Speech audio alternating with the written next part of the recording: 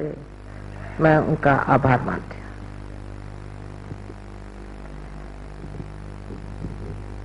सहयोग की शुरुआत एक स्त्री से हुई थी जो बढ़कर आज सागर स्वरूप हो गया है, लेकिन इससे अभी महासागर होना है।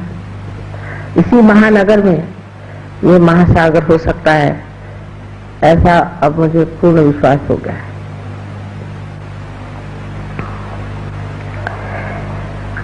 आज आपको मैं सहयोग की उपादेयता तथा कुंडलिनी के जागरण से मनुष्य को क्या लाभ होता है वो बताना चाहते हैं। माँ का स्वरूप ऐसा ही होता है कि अगर आपको कोई कड़वी चीज देनी हो तो उस पे मिठाई का लेपन कर देना पड़ता है, किंतु सहयोग ऐसी चीज नहीं है। सहयोग पे लेपन भी मिठाई का है और उसका अंतर्भाग तो बहुत ही सुंदर है। सहयोग जैसे आपने जाना है, सहज, सह माने आपके साथ पैदा हुआ, ऐसा जो योग का आपका जन्मसिद्ध हक है वो आपको प्राप्त होना चाहिए। जैसे तिलक ने कहा था, बाल गंगाधर तिलक साहब ने परी कोर्ट में कहा था कि जन्म सिद्ध हक हमारा स्वातंत्र है, उसी तरह हमारा जन्म सिद्ध हक स्वतंत्र को जानना है।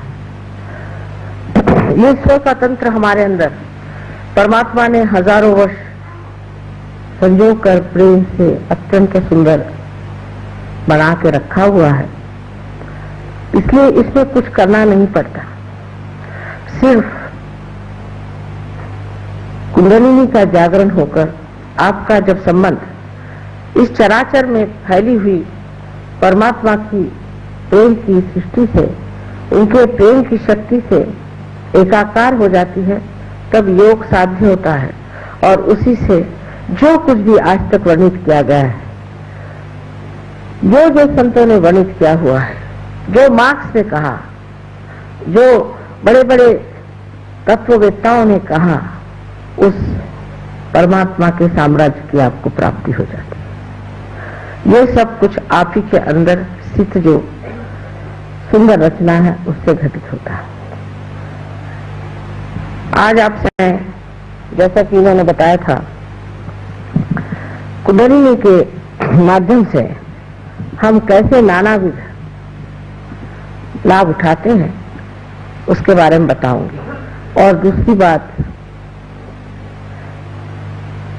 एक विनती भी है कि जिससे हमारा आज तक कभी हित हुआ ही नहीं, और अगर हित ही हमारे लिए सबसे उत्तमोत्तम चीज है तो सब कुछ छोड़ करके हमें अपने स्वार्थ में उतरना चाहिए। स्वार्थ का अर्थ भी हमारे पूर्वजों ने बड़ा ही सुंदर बताया है। स्व का अर्थ पाना ही स्वार्थ है, लेकिन हम स्वार्थ को उल्टी तरह से समझते हैं।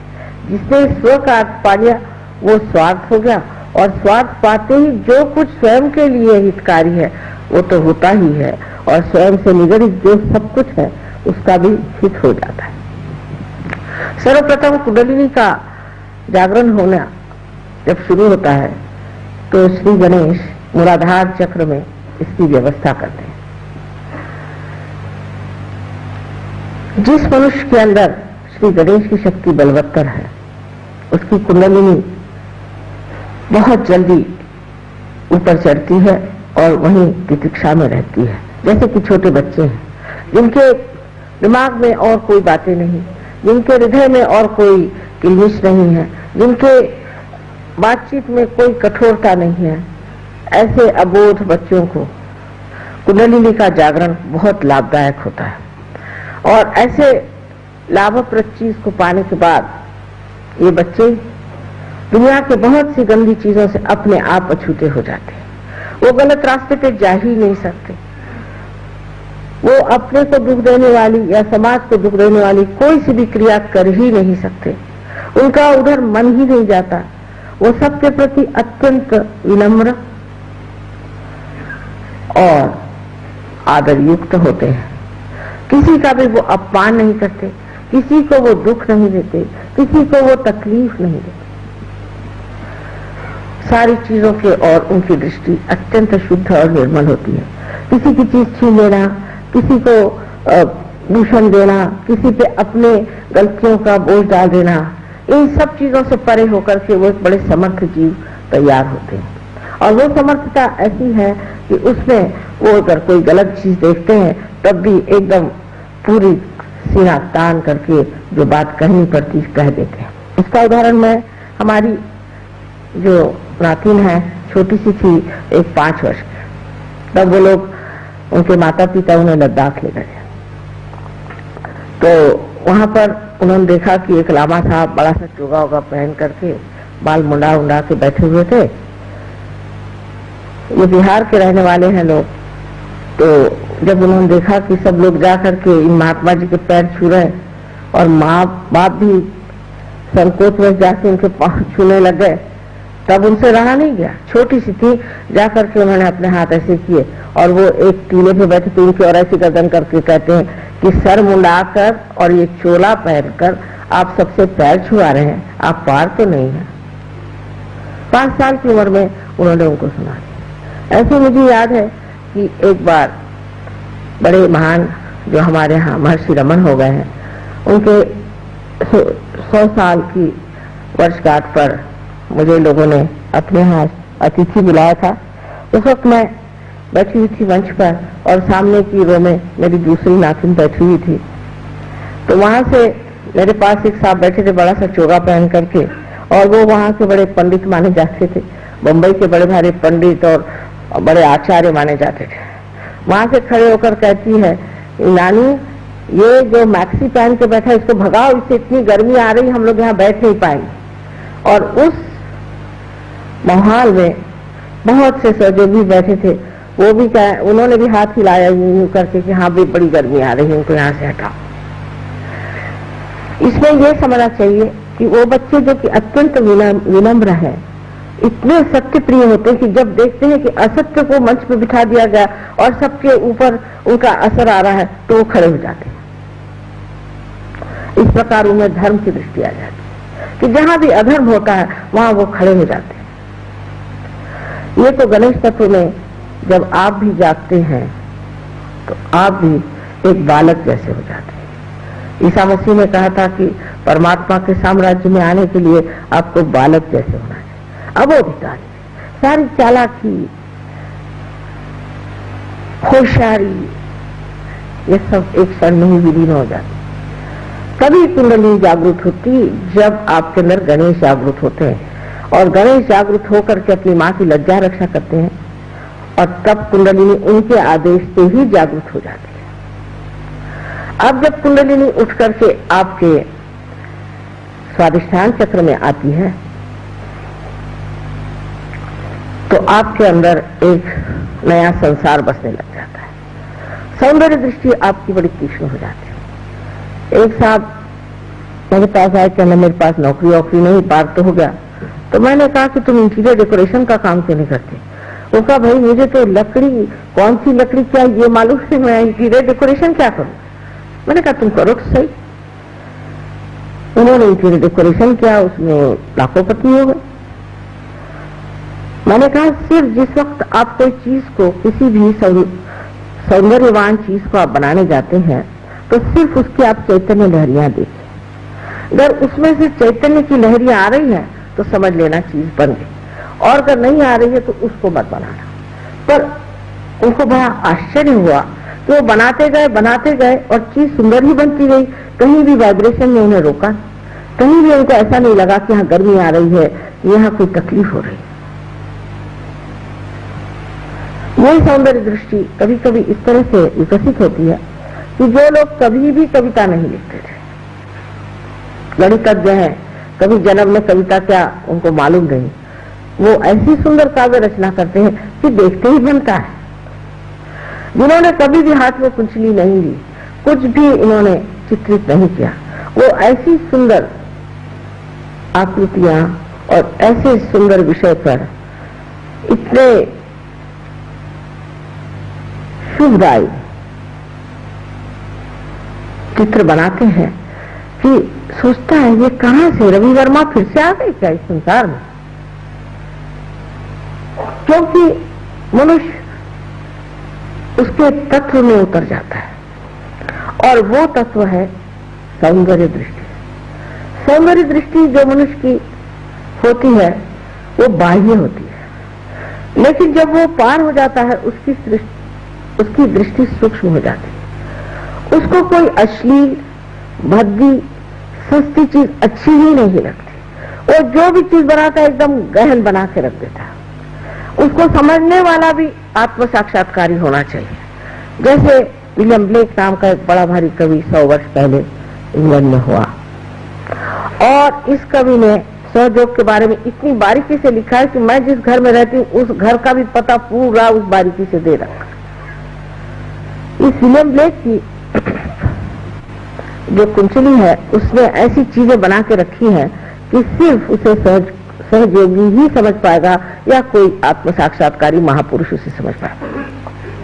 उन्होंने आज्ञा चक्र इतना सुंदर बनाया, परमात्मा को बनाया जो दबा रहे हैं आज्ञा चक्र को ऊपर से कि किसी तरह से खुल जाए ये चीज, लेकिन वो कौन समझ पाएगा। उसमें यही देख रहे हैं लोग कि मसल्स कैसे बनाए हैं जो परमात्मा को दिखाया, उसका नाक कैसा बनाया है, उसका मुंह कैसे बनाया है, उसकी पूर्ण आकृति का जो कोएफिशिएंट है उससे कितना शुभ आ रहा है। जब मैं लंदन पहुंची तो सर्वप्रथम मैंने कहा कि विलियम ब्लेक की 100 वर्षगांठ है, उसमें एग्जीबिशन उसे जाना है। तो सब लड़के कहने लगे कि माँ आप तो कोई एग्जीबिशन वगैरह जाती नहीं। मैंने कहा इसमें तो जाना है हमें। जब वहां पहुंचे तो सारा वातावरण इतना सुंदर लग रहा था, सब तरफ से बहुत सुंदर चैतन्य की लहरियां बह रही थी, और जैसे संगीत सा मुझे लग रहा था। लेकिन विभत्स से लोगों की आंखें विभत्स होती, वो वहां दूरबीन लगा करके देख रहे थे कि कौन नग्न दिखाया गया है, कौन किस तरह से भद्दे ढंग से खड़ा है, क्योंकि उनकी दृष्टि में वो सौंदर्य था ही नहीं जिसको हम वहां उपभोग ले रहे थे। अब आप जानते हैं कि प्रदेश में लोगों की दृष्टि बहुत खराब हो चुकी है। वो तो किसी भी चीज में अश्लीलता के सिवा और कुछ देख ही नहीं सकते, उनकी दृष्टि इतनी अधोगति पे चली गई। लेकिन आज मैं सहयोग में देखती हूँ सहयोगियों के तरीके, उनको एक वृद्ध स्त्री है बैठी हुई, उसमें तक इतना सौंदर्य नजर आता है। हृदय का सौंदर्य देखने की जो महानता है वो उन लोगों में बड़ी ही कुशलता से पता नहीं कैसे बाहर प्रदर्शित होती है। और मुझे आश्चर्य होता कि ये लोग जो इतनी कुत्सित नजर से संसार की ओर देखते थे आज एक गौरव से देख रहे हैं कि देखिए संसार क्या है।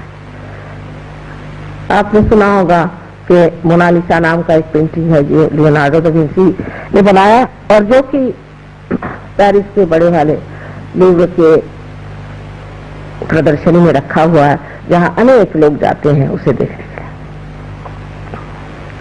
मैंने एक दिन कहा कि आप जाके देखना कि मोनालिसा जो है उसे वाइब्रेशंस आते हैं। इतने सालों से बनी हुई चीज उसको देखने के लिए हजारों लोग आते हैं। वो स्त्री कोई बड़ी आजकल की मॉडर्न सिनेमा स्टार जैसी नहीं है, काफी भरभक्कम शरीर है उनका, और उनके मुख पर एक हंसी है, एक सादगी है, और हजारों लोग इतने दिन से उसे देखने आ रहे हैं। मैंने कहा आप भी जाके देखिए उसमें क्या चैतन्य की लहरियां आती है नहीं।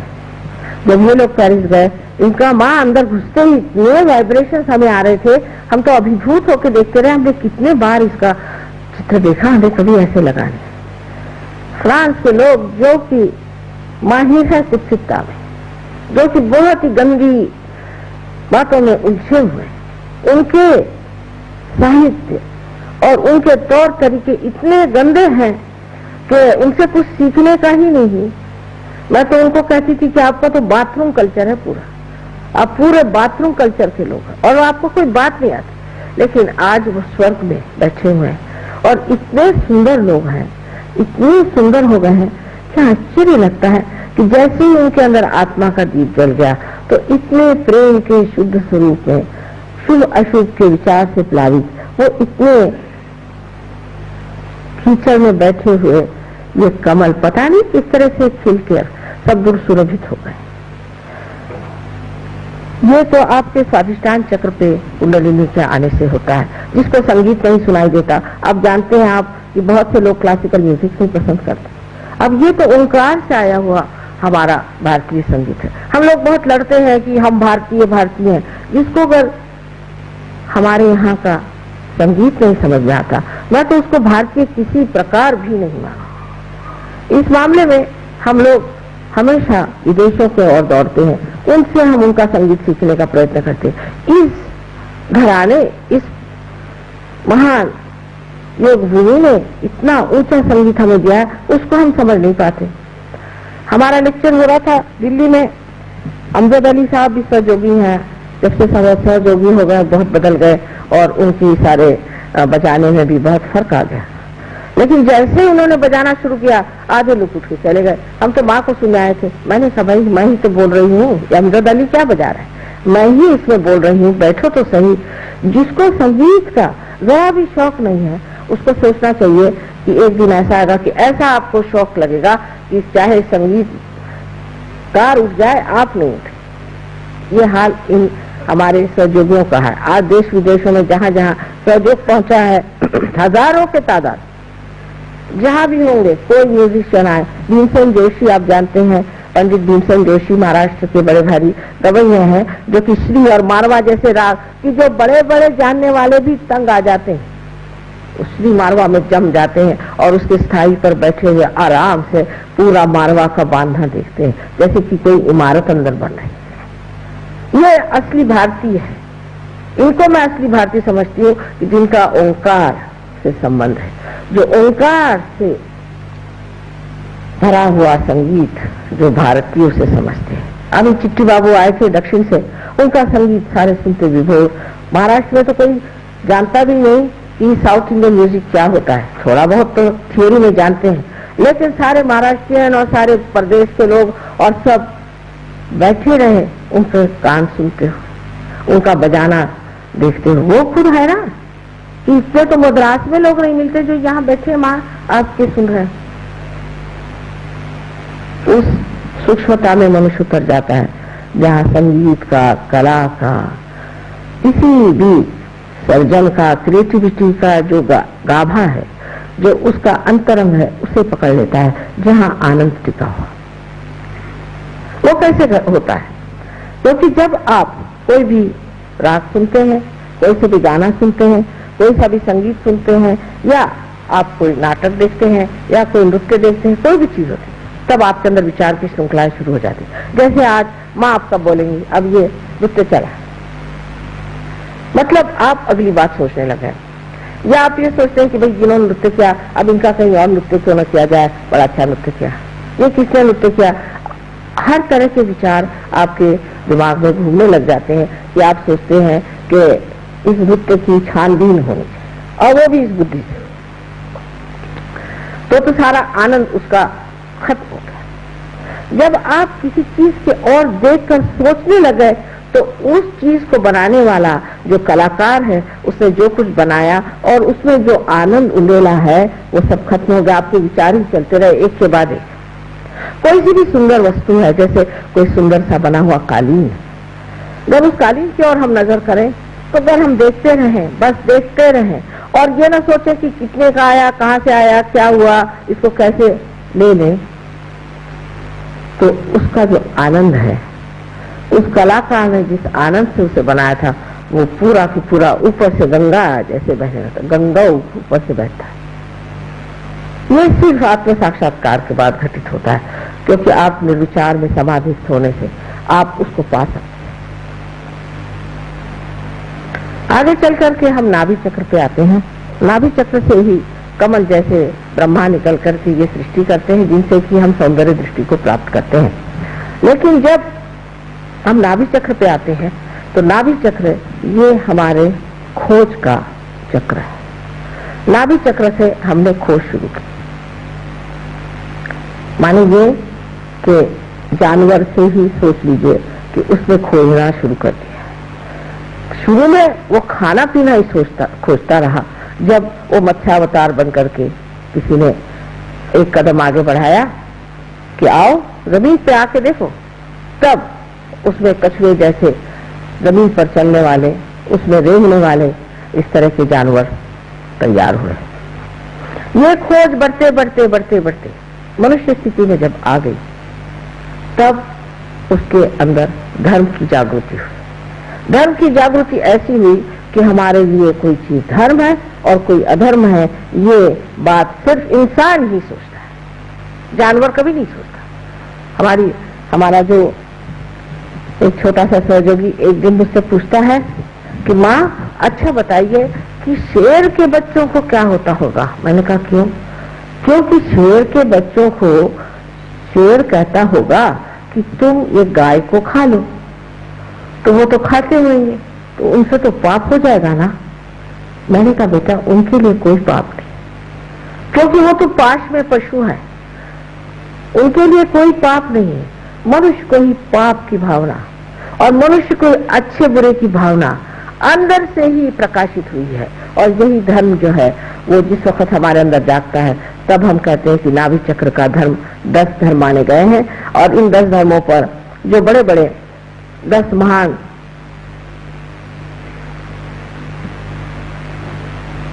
आदि गुरु स्थापित किए गए हैं, उनको जगा देने से कुंडलिनी हमारे अंदर धर्म की स्थापना कर दी। माने ये कि हमें कहना नहीं पड़ता है कि आप ये काम मत करिए। यहाँ पर जो कुछ सहयोगी आए हैं, इनसे कहीं अधिक प्रदेश में भी है और कहीं अधिक और जगह है। हमने कभी उनसे नहीं कहा कि आप शराब मत पीजिए। अगर इंग्लैंड में आप कहिए कि आप शराब मत पीजिए, तो आधे से ज्यादा लोग तो उठ के चले जाएंगे। यहाँ भी कुछ ऐसा ही हाल होगा। लेकिन मैंने कभी नहीं कहा, मैंने ये भी नहीं कहा कि आप तंबाकू मत खाओ, मैंने ये भी नहीं कहा कि आप ड्रग मत लो। मैंने कहा इस गली में बस आ जाओ। और जैसे ही सहयोग में उन्होंने प्राप्त किया, दूसरे दिन से ड्रग छोड़ दिया। दूसरे दिन से छोड़ दिया। ये क्या, ये सांप, इसको छोड़ो, अपने आप हटा। मैंने कुछ नहीं कहा। नाभि चक्र के जो कुछ भी दोष है, जैसे कि हम गलत गुरुओं के पास जाते हैं। एक गुरु के पास गए, जिसको देखो उसको हम नमस्कार करते फिरते। तो गुरु तत्व जो है वो नाभि के चारों तरफ स्वादिष्ठान के माध्यम से फैला हुआ है। स्वादिष्ठान उसके चारों तरफ घूमता है और उसकी जो परिधि बनती है उसमें हमारा गुरु धर्म बनता है। तो खोज में आदमी फिर गुरु के पास पहुंचता है। पहले तो और जगह भी खोजता है, सत्ता में खोजता है, पैसे में खोजता है, इसमें खोजता है, उसमें खोजता है। जब वहां भी नहीं मिला तो चलो भाई किसी को गुरु बनाना चाहिए। तो वो गुरु बनाने की जगह जैसे हमारे घर में एक नौकर रख लेते हैं, उस तरह से गुरु रख लेते हैं। उनके यहाँ रसद रुपया जाते रहता है, इतना रुपया उसको दो, उसका इतना रुपया दो, उनका खान पीन देखो, उन लोग का खाना पीना देखो तो आश्चर्य होता है कि इतना कैसे खा ले। उनकी ये व्यवस्था करो, उनकी वो व्यवस्था करो, और वो आराम से अपने बैंक में रुपया भेजते रहते। उनको भी एक इतना सा भी विचार नहीं आता कि मैं जो व्यवहार कर रहा हूँ क्या ये मेरे गुरु का व्यवहार है। और जो उनके शिष्य हैं, जो उनके आगे नतमस्तक होकर घूमते हैं, उनको भी विचार नहीं आता कि इसका चरित्र क्या है, गुरु जैसा है। इसका तो पूरे समय लक्ष्य हमारे जेब पे ही है, तो भी हम इसी की ओर क्यों दौड़ते जा रहे हैं। कहीं से कोई चमत्कार दिखा दे, कहीं कुछ ला दे, वो उसी के पीछे लोग चले जाते हैं। जब आपका गुरुधर्म टूटता है तब अधोगति की शुरुआत हो जाती है। तो जिस वक्त मनुष्य खोजने के बजाय इधर उधर भटकता है, जिसे मैं लेफ्ट साइड और राइट साइड कहती हूँ, जब वो लेफ्ट साइड की तरफ मुड़ने लग जाता है तो वो अपने सबकॉन्शियस और उसके बाद कलेक्टिव सबकॉन्शियस माने सुप्त चेतन और सामूहिक सुप्त चेतन में उतरता हुआ उस लोक में जहां जाता है जहां सब कुछ जो पहले मरा है, गत है, वो रखा हुआ है, पास्ट पूरा।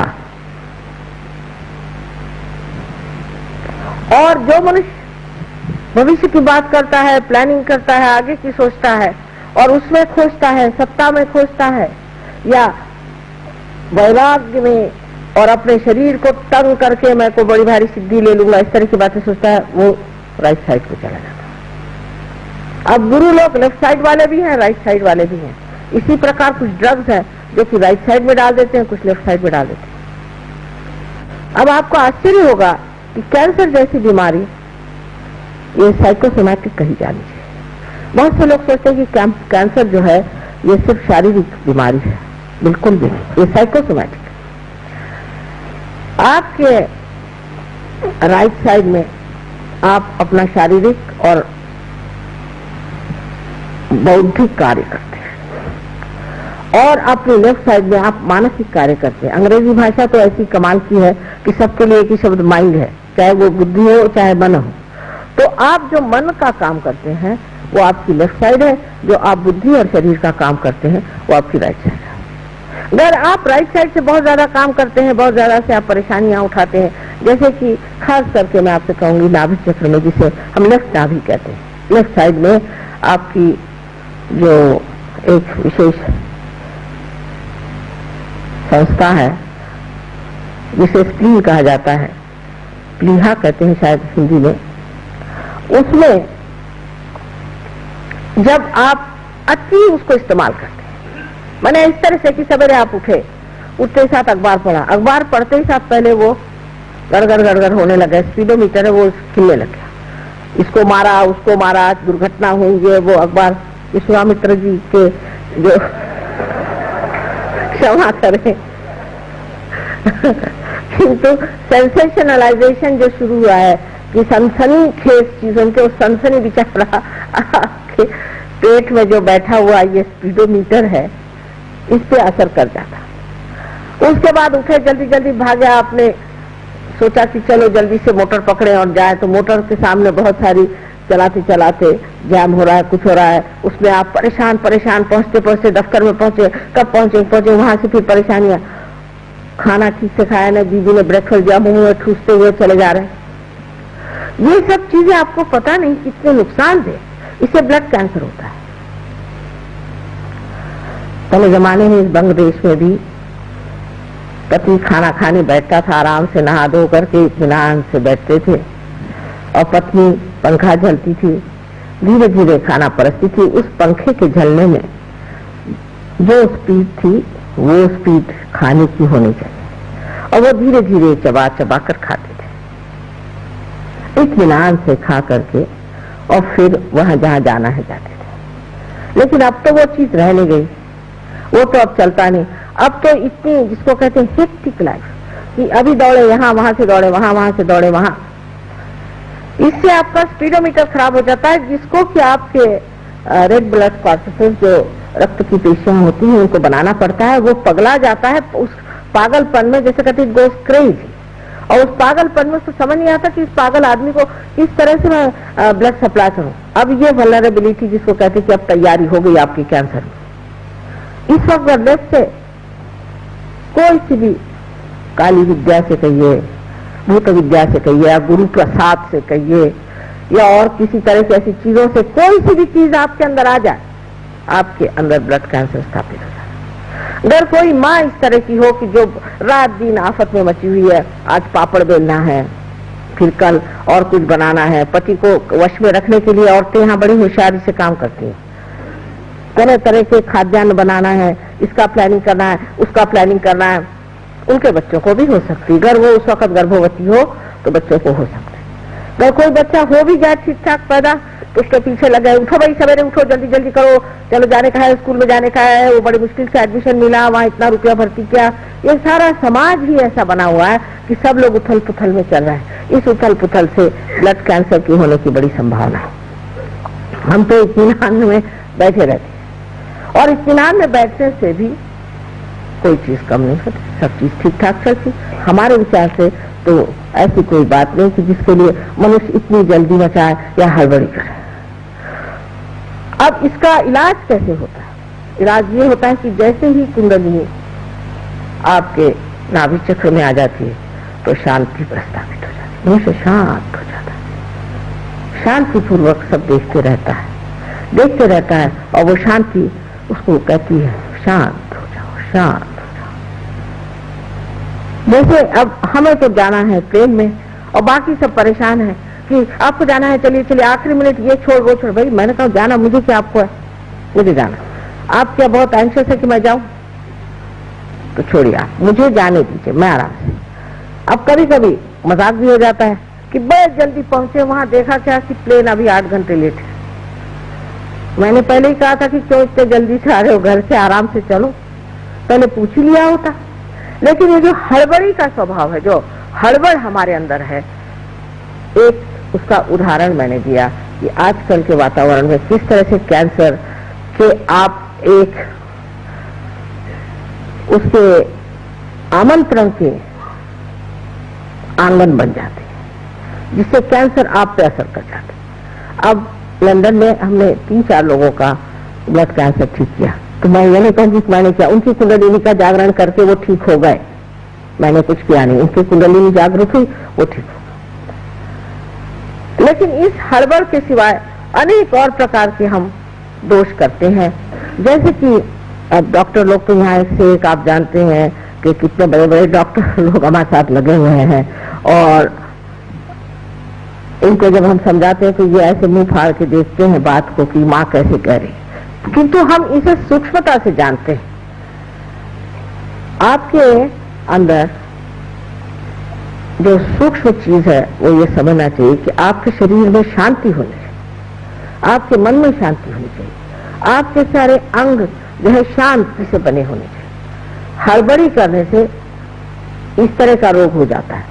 पर इससे भी बढ़ के गहन बात एक ऐसी बताऊं, सूक्ष्मता की, आपके यहाँ भी अभी कुछ डॉक्टर्स बैठे होंगे जो नहीं जानते हैं, न मानते भी शायद न हो, कि जिस वक्त ये स्वादिष्टान चक्र चलता है, इसको एक तो पेट के जितने भी ऑर्गन्स हैं उनको संभालना पड़ता है। मैंने लीवर हुआ, आपके पैंक्रियाज हुआ, और स्प्लीन और किडनीज आदि सबको संभालना तो पड़ता ही है। इसके अलावा ये जो सर में, इसे मेंदू कहते हैं, जो मेद से बनता है, ये जो ब्रेन हमारे सर में है, इस ब्रेन के लिए इसको ग्रे मैटर, पेट की जो फैट है उसको परिवर्तित करके, ट्रांसफॉर्म करके अपने ब्रेन में भेजना पड़ता है। ये उसका मुख्य काम नहीं है, एक और काम है। लेकिन जब आदमी बहुत सोचता है, आगे की सोचता है, प्लानिंग करता है, ये करता है, वो करता है, सबसे की खोपड़ी सोचती रहती है, तब ये कार्य एकमात्र उसे करना पड़ता है और बाकी सब काम बिल्कुल ठप हो जाते हैं। इसीलिए लोगों को लीवर का ट्रबल हो जाता है। खासकर मैं देखती हूँ कि आपके कलकत्ते में लोगों को लीवर की बीमारी बहुत ज्यादा है, क्योंकि सूर्य नाड़ी है, और सूर्य नाड़ी बहुत चल जाने से मनुष्य को सूर्य की जहाँ बहुत और ताप हो और ऊपर से सूर्य नाड़ी बहुत चल जाए, तो जरूरी है कि बेचारे इस स्वादिष्टान चक्र को इतनी मेहनत करनी पड़ती है कि वो जो एक लिवर है उससे वो देख नहीं पाता, इसलिए यहाँ लोगों को लिवर की बीमारी हो जाती। फिर डॉक्टरों ने उसका नाम बनाया माइग्रेन। माइग्रेन कोई चीज है नहीं, सब बेकार की बातें। इसमें सिर्फ आपका लिवर खराब होने से माइग्रेन होता है, या आप किसी भूत से अगर पीड़ित हो तो भी हो सकता है। ये तो लेफ्ट साइड बात हुई, लेकिन राइट साइड की बात में कर रहे हैं। तो इस तरह से आपकी शारीरिक तकलीफें इसलिए ठीक हो जाती हैं कि आप निर्विचार हो जाते हैं। सहयोग में आप विचार बहुत कम करते हैं, विचारों से परे आप रहते हैं। तो जब प्रेरणात्मक जो विचार आता है, उस विचार से ही आप बोलते हैं और उसी विचार पे आप चलते हैं।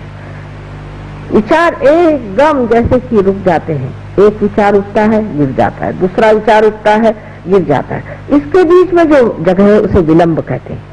ये विलंब जो है ये वर्तमान है, आज, अभी, इस वक्त, इस क्षण, ये जगह है। हम या तो आगे की सोचते हैं, पीछे की सोचते हैं, तो इसी के कमान पर, इसी के कस पे हम कूदते रहते हैं। हमारे पूरी समय मस्तिष्क चलते रहता है, खोपड़ी हमेशा घूमती रहती है, और उस वक्त बेचारा स्वादिष्टान मेहनत करके और इस मेद की पूर्ति करने के लिए हर समय तत्पर हो जाता है। फिर आपको डायबिटीज होता है। डायबिटीज भी इसी से होता है कि आप पूरी अपनी शक्ति जो है स्वादिष्टान की अपने सोचने में लगा देते हैं। देहात में मुझे पता नहीं यहाँ है या नहीं, पर हमारे महाराष्ट्र में तो लोग इतनी चीनी खाते हैं देहात में कि कहते हैं कि चम्मच खड़ा हो जाना चाहिए चीनी में, तब कहीं चीनी पड़ी, नहीं तो क्या ये वो पीने की चाय है या दूध है। इतनी चीनी खाते, किसी को डायबिटीज नहीं होता। देहात में किसी को डायबिटीज होता ही नहीं, शहर वालों को ही क्यों होता है। और जो टेबल पे बैठ करके रोज प्लानिंग बनाते रहते हैं और सबका कबाड़ा करते हैं, उनको क्यों होता है? उनको ये बीमारी क्यों होती है? वजह ये कि आप जरूरत से ज्यादा सोचते, इतने सोचने की कोई जरूरत ही नहीं। पर अगर कोई कहे कि मत सोचो तो हो ही नहीं सकता। एक साहब स्विट्जरलैंड में आए हमारे पास, डॉक्टर साहब नहीं बैरिस्टर थे, अब तो वो सहयोग में आ गए। वो एक अल्जीरिया के बहुत बड़े बैरिस्टर हैं, वो स्विट्जरलैंड में आए और मुझे कहते हैं कि माँ चाहे मेरी गर्दन काट दो, चाहे मेरा सर फोड़ दो, पर ये विचार ठहराओ मैं पागल हो जाऊंगा। आज पार होकर के बहुत बड़े आदमी हो गए हैं, पर अब उनका सारा कुछ डायबिटीज वगैरह सब खत्म। उसके बाद आप हाई ब्लड प्रेशर भी इसी से होता है, क्योंकि किडनीज निगलेक्ट हो गई, किडनीज को आपने देखा नहीं, उसको संजोया नहीं, तो वो भी आपको बीमारियां हो, अनेक बीमारियां इसलिए होती है। और सहयोग से जबकि कुंडलिनी आपके नाभि चक्र को प्लावित करती है तो एकदम सारी ये बीमारियां भाग जाती है और आपका चित्त बीच में स्थिर हो जाता है। जब आपके अंदर धर्म शक्ति जागृत हो जाती है तभी फिर हम कहते हैं कि लक्ष्मी तत्व से आप महालक्ष्मी तत्व में उतरते हैं। जैसे कि जहां जहां लोग पैसे वाले हो जाते हैं, एफ्लुएंस आ जाता है, वहां वहां वो अजीब पागलपन में घूमते हैं। जैसे कि आप अमेरिका में जाइए तो जितने अमीर लोग हैं या तो वो बिल्कुल ही मूड हो जाते हैं, इडियट्स, या वो नहीं है तो वो ऐसे ऐसे बातें करते हैं कि जैसे कि किसी ने आत्महत्या कर ली, ऊपर से नीचे कूद मरे, और किसी ने अपने 4-5 बच्चे ही मार डाले। तो समझ में नहीं आता है कि पैसा हो जाने से अगर इतनी आपसे आती तो बेहतर है कि हम गरीबी में जाए। तो लोग की अगर आप बातें सुनिए तो आश्चर्य करेंगे कि ऐसे तो भूतों न भविष्य थी, कभी ऐसे लोग संसार में आए ही नहीं जैसे हम देखते हैं। अमेरिका की बात नहीं है, आप फ्रांस जाइए, कहीं भी जाइए, और यहाँ तक कि जहाँ पर लोग कहते हैं कम्युनिज्म बड़ा फैला हुआ है, ऐसे रशिया में भी एक आफत है। आए दिन बीवी को छोड़ना, आए दिन दूसरी शादी करना, और बुढ़ापे में जा करके सब लोग कहीं ऑर्फनेज में बैठे हो। 10 हस्बैंड किए, 10 बीवियां करी, सब ऑर्फनेज में जाके बैठे। ऐसा समाज तैयार हो जाता है। ऐसे धन को पाने से वो लक्ष्मी स्वरूप नहीं होता। अब लक्ष्मी की व्याख्या जितनी सुंदर बनाई हुई है हमारे पूर्वजों ने हमारे लिए, कि लक्ष्मी जो है वो एक कमल दल पे खड़ी है, मैंने किसी पे अपना असर नहीं डालती, हल्के फुल्के, कोई जाकर के बड़ी सी मोटर ले जाकर के किसी को दिखाती नहीं है, लक्ष्मी स्वयं होकर के भी। और एक हाथ उनका दान और एक हाथ उनका आश्रय में होता है, इससे वो लोगों को दान देती हैं और एक हाथ से आश्रय देती है। और 2 हाथ ऊपर में जिसमें है, जिसमें कि 2 हाथ में कमल है गुलाबी रंग के। गुलाबी रंग का लक्षण होता है कि उनके हृदय में प्रेम है सबके प्रति। इस कमल का यह अर्थ होता है कि ये कमल में अगर भंवरा जिसके अंदर इतने कांटे होते हैं और काला कदम में आकर के भी उसमें बैठ जाए तो भी वो अपने अंदर उसे समा लेता है, अपनी सुंदर शैया पे सुला लेता है। वही लक्ष्मीपति हो सकता है जिसमें ये गुण है, लेकिन पैसे वाला मैं उसको लक्ष्मीपति नहीं मानती। अगर किसी गधे के ऊपर अगर आप रुपया टांग दीजिए तो क्या वो लक्ष्मीपति हो सकता है? लक्ष्मीपति होने के लिए कम से कम ये 4 गुण मनुष्य में होने चाहिए। इस तरह की लक्ष्मी जो है फिर जागते जागते महालक्ष्मी तत्व को आती है, तब मनुष्य खोजने लग जाता है, और जब वो खोजने लग जाता है तब वो ऊपर की ओर उठता है। जिस वक्त वो उठता है तब श्री जगदम्बा जो है वो हमारे हृदय चक्र में रह करके अकेली सब दुष्टों से जो जो ऐसे साधकों को सताता है उन सब का खंडन करती है, मार डालती है, उनको निपात कर देती, खत्म कर देती, उसको किसी से डर नहीं लगता। और खड़े होकर के आपको आश्चर्य होगा कि कल परसों तो मैंने तांत्रिकों पे ही कहा था, लेकिन 1973 में हमारे यहाँ एक बड़ा कावजी जहांगीर हॉल है। मैंने खड़े होकर एक एक इन दुष्ट गुरुओं का नाम, कौन से राक्षस पड़े थे, कौन नरकासुर था, कौन रक्तबीज था, कौन दूसरे असुर था, सबके नाम लेकर के कहा। तो हमारे पति के पास खबर गई कि इनको तो कल मार देंगे लोग पकड़ के। मैंने कहा मारे तो सही, हाथ तो उठाए मेरे ऊपर में, लेकिन किसी ने भी अखबार में या किसी ने भी किसी कोर्ट में जाकर के दलील नहीं की मेरे खिलाफ, क्योंकि सत्य की बात। तो यहां जगदम्बा खड़ी होकर के अकेली और सारे दुष्टों का सामना करती है कि मेरे जो बच्चे परमात्मा को खोज रहे हैं वो पूर्ण आरक्षित ऊपर आ जाए, उनको कोई तकलीफ ना हो, वो कोई परेशानी नहीं, उसके आंचल में छिपे हुए वो ऊपर की ओर उठते चले। ये जगदम्बा का चक्र यहाँ पर बना हुआ है। इसके बारे में मेडिकली इस तरह से समझाया जा सकता है कि हमारा जो यहाँ पर स्टर्नम नाम की हड्डी है, यहाँ से स्टर्नम बोन कहते हैं। थोड़ी देर हो जाएगी, हर्ष तो नहीं। स्टर्नम नाम की एक हड्डी है और इस हड्डी में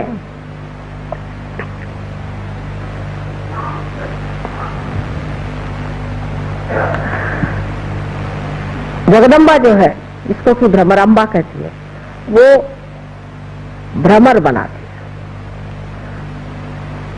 जिसको कि मेडिकल साइंस में what you call them, antibodies, what you call them in the medical science, antibodies,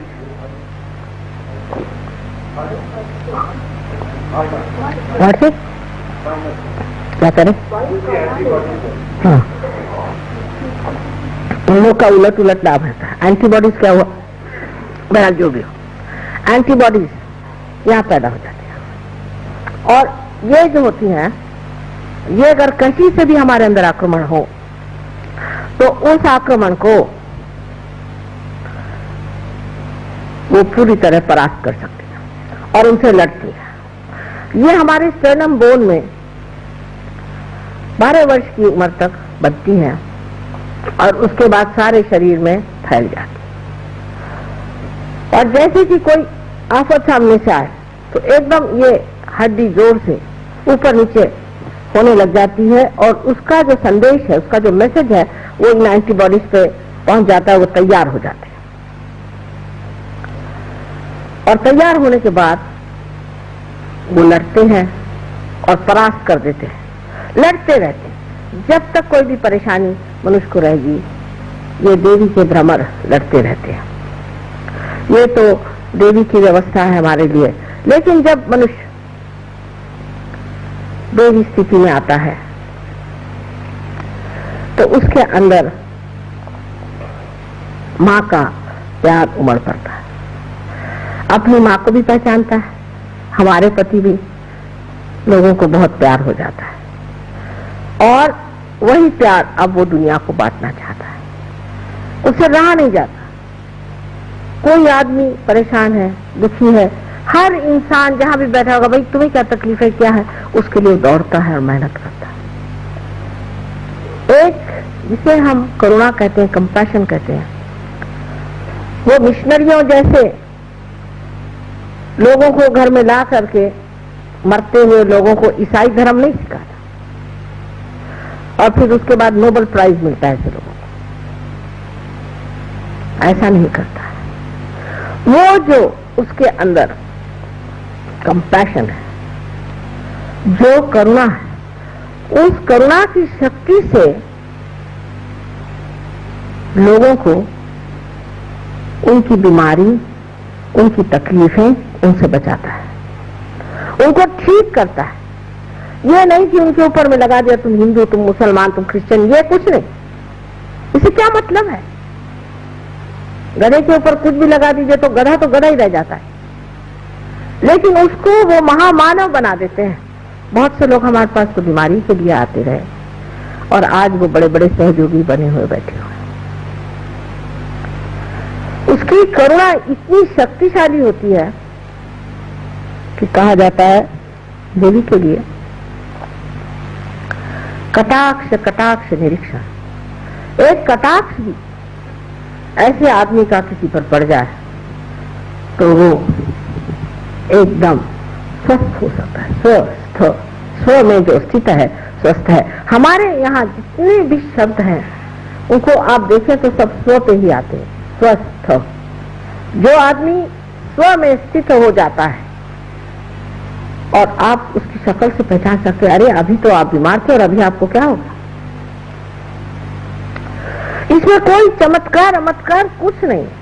जो बात आप जानते नहीं है वो आपके लिए जरूर चमत्कार पूर्ण लगेगा, वो दूसरी बात है, लेकिन ऐसा कोई चमत्कार नहीं है। आपके अंदर ये सब चीजें हैं। जब कुंडलिनी जागृत हो जाती है तो आपके अंदर अपने आप ही स्वस्थता आ जाए।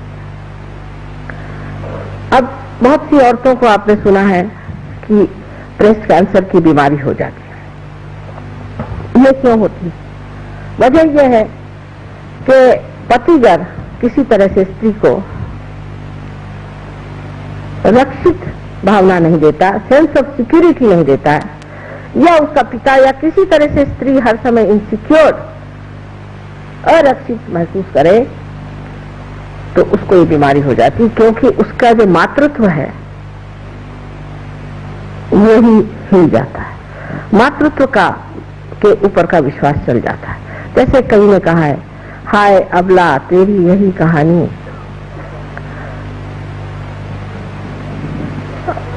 क्या आंचल में है दूध और आंखों में पानी।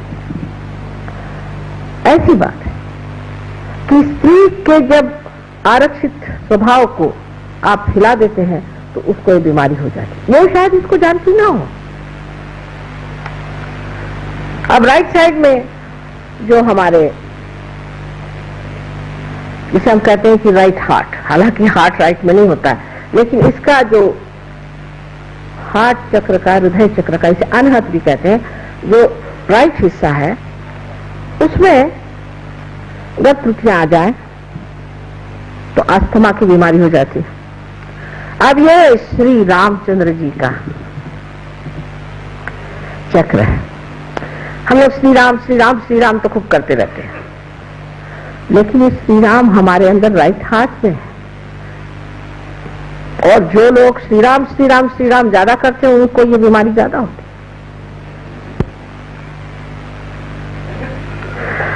है। इसका और एक कारण है, श्री राम हमारे पिता है। हमारे घर पिता का स्थान किसी तरह से खराब हो गया हो, अगर हमने अपने पिता को बचपन में खो दिया हो, या हम भी एक बुरे के पिता हो, या हम अपने बच्चों को छोड़ छाड़ के दूसरे ही चीजों में व्यस्त रहते हैं, और पति होकर के भी पत्नी की ओर हमारी दृष्टि ठीक नहीं, उसको हम तंग करते हैं।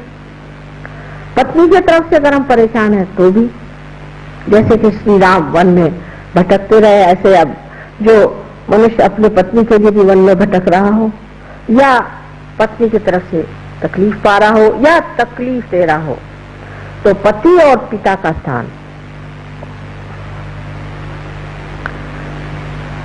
श्री राम का जो चक्र है, जिसे हम राइट हार्ट कहते हैं, उसके कारण ये बीमारियां हो सकती हैं। हमारे अंदर अनेक सी बीमारियां ऐसी जो बहुत सहज में ठीक हो सकती हैं। अगर आपने श्री राम को खड़ा कर दिया तो फिर आपको अस्थमा कैसे हो सकता है? लेकिन सबसे ज्यादा ये बीमारी जो सरकारी नौकर है, ब्यूरोक्रेट्स, या जो सत्ताधीश है, या सत्ता से गिर गए पर अभी सत्ता के पीछे लगे हुए हैं, या जिसे हम लोग कहते हैं पॉलिटिशियंस, इनको ज्यादा होता है। श्री राम जो है वो सोक्रेटिस के वर्णित बेनोवेलेंट किंग है, बेनोवेलेंट किंग, जो बेनोवेलेंस में विश्वास करते हैं, लोगों का हित ही जिनका एक लक्ष्य है, ऐसे श्री राम सोक्रेटिस ने वर्णित कर रखे हुए हैं। लेकिन ऐसे कितने हैं इन ब्यूरोक्रेट्स में, ऐसे कितने लोग हैं कि जो ये सोचते हैं कि हम इनके बेनोवेलेंस के लिए हैं, हम इनके हित के लिए हैं।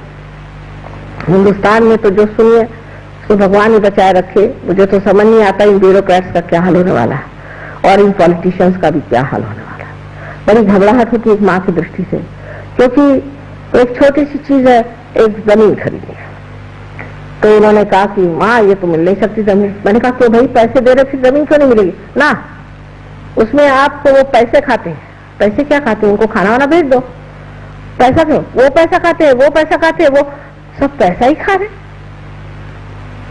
श्री राम प्रेम में नहीं है। श्री राम का भजन करने से आप हितकारी राजा नहीं हो सकते। हितकारी जो राज्य करेगा वही इंसान श्री राम का साम्राज्य में भी उनका सेवक हो सकता है। इसमें से कोई लोग हैं, उनको इस कदर भूत सवार होता है कि इस चोर को पकड़ो, उस चोर को पकड़ो, उस चोर को पकड़ो, एकदम पागल के जैसे लग जाते। इस पकड़ धक्कड़ में खुद ही उनके अंदर श्री राम लुप्त हो जाते। श्री राम ने जो सबका उद्धार किया था, उनकी जो उद्धारक शक्ति है वो आपके अंदर जागृत हो जाती है। जैसे कि वाल्मीकि का उद्धार हुआ, अहिल्या का उद्धार हुआ, और वो प्रेम की शक्ति जहाँ की शबरी के देह इतने प्रेम से खाए, इतने चाव से खाए, वो सादगी जहाँ पैर के चप्पल उतार करके, जूते उतार करके और जमीन पर चल करके घूमते रहे। सारे महाराष्ट्र में हमारे उन्होंने अपने चरण के जो सुंदर चैतन्य थे वो छोड़े। वो श्री राम अगर हमारे अंदर जागृत हो जाएं तो ये बीमारियां हमारे अंदर आ नहीं सकती। अब लेफ्ट हाथ माँ का स्थान है। अगर आपकी माँ बचपन में ही मर गई हो, आपने अपनी माँ को देखा ही नहीं, जिसने माँ का प्यार जाना ही नहीं, वो अच्छा पति नहीं हो सकता। अगर किसी की माँ दुष्ट होगी तो उसका पति पना भी दुष्टता का ही होगा। जिसकी माँ ने उसे प्यार दिया, दुलार दिया, प्रेम से रखा, वही पति अपने पत्नी को भी प्यार कर सकता है। पर लेफ्ट हार्ट जो है ये बहुत ही नितांत गहन चीज है, क्योंकि इसका संबंध माँ से है। जैसे आप जानते हैं कि भारतीय संस्कृति माँ पर आधारित है, मातृत्व भाव से भरी हुई ये संस्कृति है। गणेश जी भी सिवाय अपने माँ के किसी को भी नहीं मानते थे, क्योंकि माँ से ही बाप को जाना जाता है।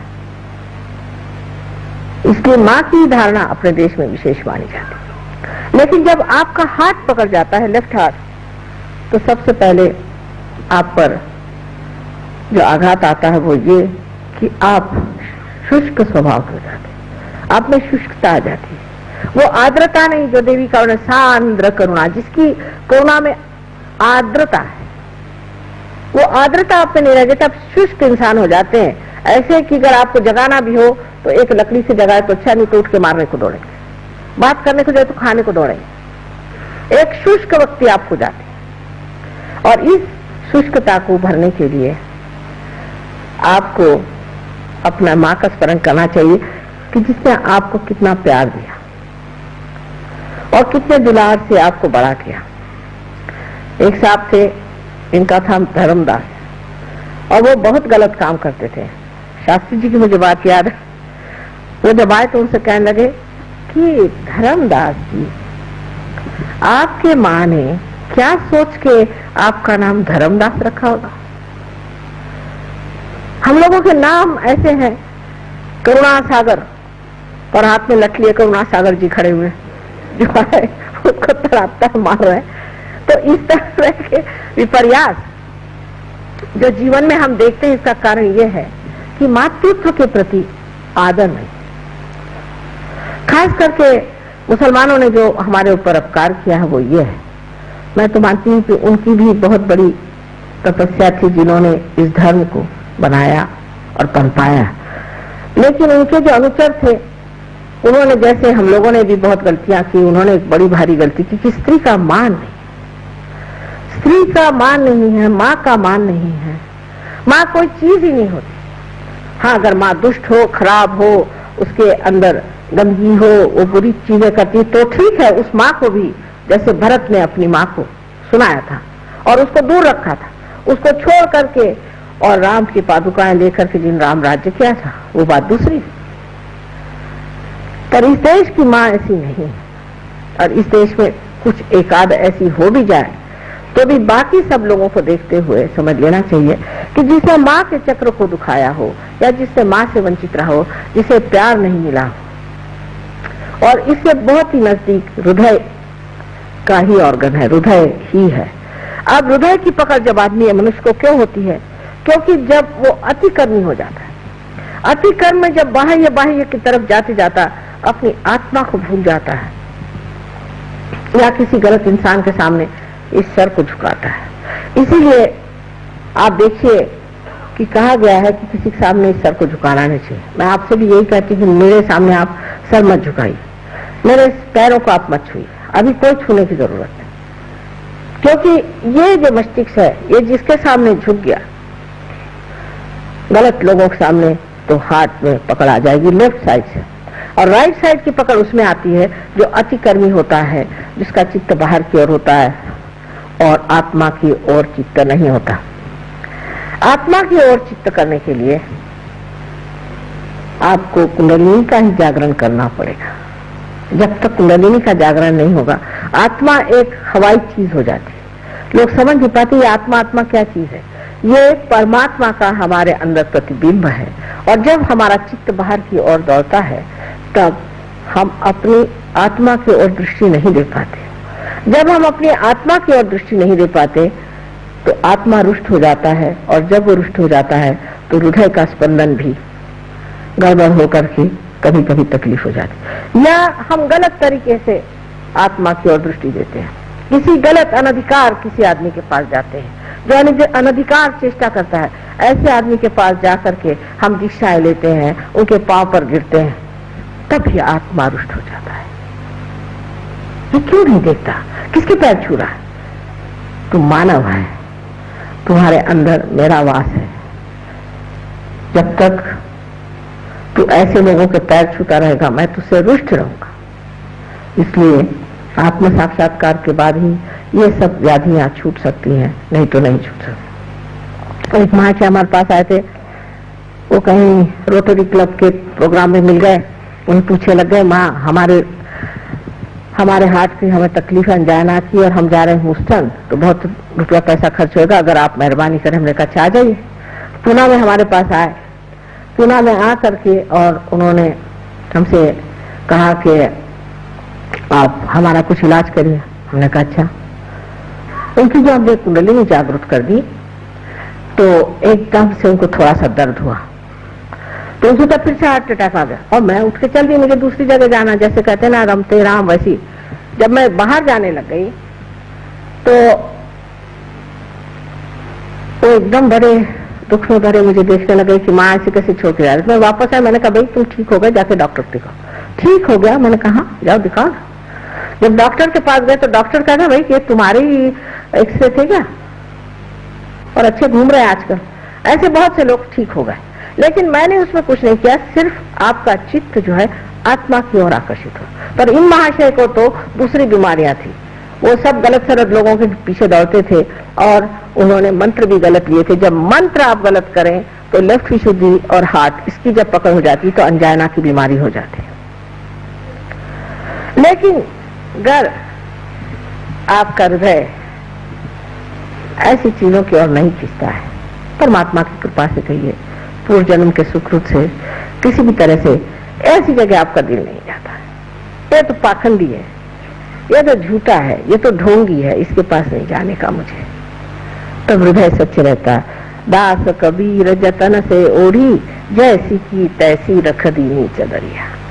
जब ऐसे घटित होता है तब हार्ट अटैक आने की कौन सी बात है? आत्मा संतुष्ट है आपसे, आप धर्म में बैठे हैं, जब मौका आएगा कुंडलिनी जागृत होगी और आप पटाख से पालेंगे, जिसे आत्म साक्षात्कार कहते हैं।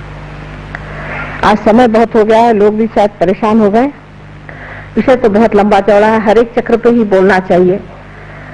विशुद्धि चक्र जो है श्री कृष्ण का चक्र है, इसमें 16 कलाएं हैं। इसी प्रकार 16 सब प्लेक्ससेस, जिसको कि हम पंखुड़ियां कहते हैं, हमारे अंदर है। और जो कुछ भी हमारे अंदर अ आ इ ई उ ऊ ए आई आदि जितने भी हमारे अंदर जिसे वॉवेल्स कहते हैं वो है, वो सारे इसके बीज मंत्र है। जिस वक्त आप कोई गलत मंत्र कहते हैं तो वो मंत्र की वजह से कोई गलत इंसान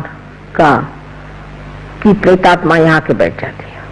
जब आप गलत पूजन करते हैं, गलत तरीके से आप किसी भी मेडिटेशन को या किसी भी गलत गुरु के पास जा करके और दीक्षा लेते हैं, तो ये आपका चक्र पकड़ जाता है।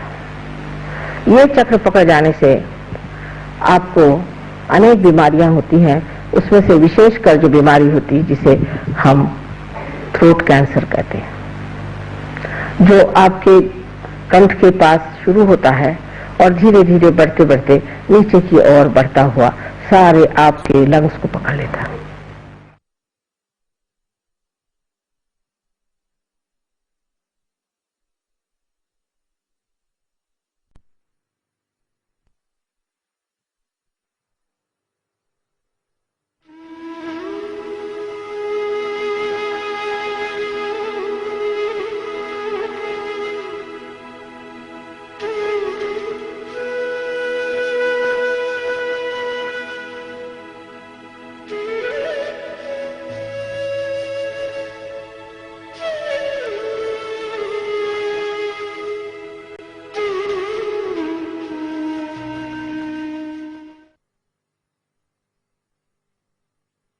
भगवान के नाम पर, भगवान के नाम पर पागल जैसे कुछ बांध लिया सर पे, गले में कुछ पहन लिया और चिल्लाना शुरू कर दिया, अरे राम अरे राम अरे राम। ये सब नाटक करने की क्या जरूरत है? परमात्मा अंदर है, सब कुछ अंतर योग है। बाह्य में इस तरह के अनेक नाटक करना, कभी कुछ तमाशा करना, कभी कोई दूसरा तमाशा करना, अंतर ही तो जान पड़ता है कि गलत काम कर रहे हैं, और इसीलिए मनुष्य कभी कभी उसमें दोषी महसूस करता है। और कोई कोई लोग तो सभ्यता की दृष्टि से सोचते हैं कि हमेशा दोषी रहना ही अच्छा है। जैसे सवेरे उठिए, उनसे बात करिए, माफ करो माफ करो माफ करो। भाई क्या हो गया, आखिर क्यों परेशान हो रहे हो? ठीक से तो बात करो। सुबह से उनको यही लगता है कि मैंने कुछ न कुछ गलती कर दी है। अंग्रेजी भाषा भी ऐसी है कि बोलते वक्त हमेशा आई एम अफ्रेड। भाई काय के लिए अफ्रेड? आपसे तो दुनिया अफ्रेड है। 17 मरतबा I am sorry I am sorry I am sorry. Sorry है तो क्यों ऐसा काम करते हो? तो जिस आदमी में इस तरह की न्यूनता की भावना आ जाती है, वो भी लेफ्ट विशुद्धि पकड़ लेता है। सहयोग में लेफ्ट विशुद्धि जब साफ होती है तो आश्चर्य होता है लोगों को कि माँ सब तरह के स्पॉन्डिलाइटिस, सब तरह की परेशानियां पता नहीं कहाँ भाग गई। और यह विश्व माया का स्थान है, ये विश्व माया का स्थान है जो कृष्ण की बहन है। जिनके बहन और भाई का विचार नहीं होता, जो दूसरी औरतों की तरफ गंदी निगाहों से देखते हैं, उनका भी ये चक्र पकड़ जाता है। जिनमें वो पवित्रता की भावना नहीं होती है, उनका भी ये चक्र पकड़ जाता है। क्योंकि अंदर से वो जानते हैं कि गलत काम कर रहे हैं, तो वो जो गलत काम कर रहे हैं वो भावना अंदर बनती जाती है। कभी कभी झूठ मूठ में ही बनती है और कभी कभी सचमुच में बनती है। चाहे जो भी हो, उसे निकालना बहुत आसान है। सबसे तो बुरी बात यह है कि सुबह से शाम तक बताया जाएगा तू बड़ा पतित है और मेरे लिए आप घर 500 रुपया ला दीजिए तो मैं तुम्हारे पाप मोचन कर दूंगा। माने आपका पैसा मोचन होते ही आपका पाप मोचन भी हो जाएगा। और फिर रात दिन यही खोपड़ी में डाला जाता है कि तुम पापी हो तुम पापी हो। तो मनुष्य सोचने लगता है कि वाकई मैं पापी हूँ। इसमें मैं देखती हूँ कि कैथोलिक धर्म के जितने भी लोग आते हैं उनकी लेफ्ट विशुद्धि हमेशा पकड़ी रहती, क्योंकि उनको तो जाके कन्फेशन करना पड़ता है कि मैंने पाप किया। अब किया भी नहीं होगा तो भी करना ही पड़ता है, क्योंकि जिस दिन चर्च में जाओ कहना ही पड़ता है। इस तरह की अजीब अजीब परंपराओं से भी मनुष्य इसको पाता है। गलत मंत्र कहने से हो जाता है, अनेक चीजों से लेफ्ट विशुद्धि पकड़ी जाती है। और कहना चाहिए कि आज भी सबकी वही ज्यादा पकड़ी हुई है। सिगरेट पीने से, तंबाकू खाने से सबसे लेफ्ट विशुद्धि पकड़ी जाती है। अब राइट विशुद्धि तो ऐसे लोगों की पकड़ती है कि जो बहुत जोर जोर से डांट के बोलते हैं, चिल्लाते हैं और बिगड़ते हैं, और जिनका गुस्सा बड़ा तेज होता है, और जो प्रेम से बात करना जानते ही नहीं, और जो बहुत ज्यादा भाषण देते हैं झूठ मूठ के, जिनको कुछ ज्ञान नहीं, जिन्होंने आत्मा को पाया नहीं तो भी लेक्चर झाड़ते हैं, उनकी भी राइट विशुद्धि पकड़ती है।